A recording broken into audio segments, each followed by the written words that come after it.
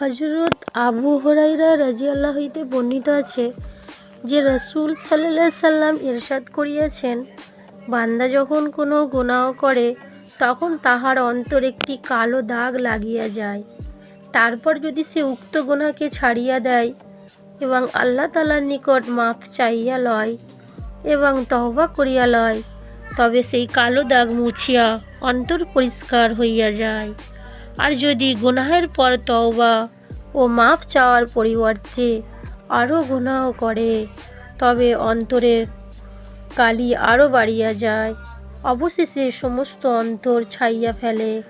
রাসূল সাল্লাল্লাহু আলাইহি সাল্লাম ইরশাদ করিয়াছেন, ইয়া সেই মরিচা যাহা আল্লাহ তাআলা এই আয়াতে বলিয়াছেন।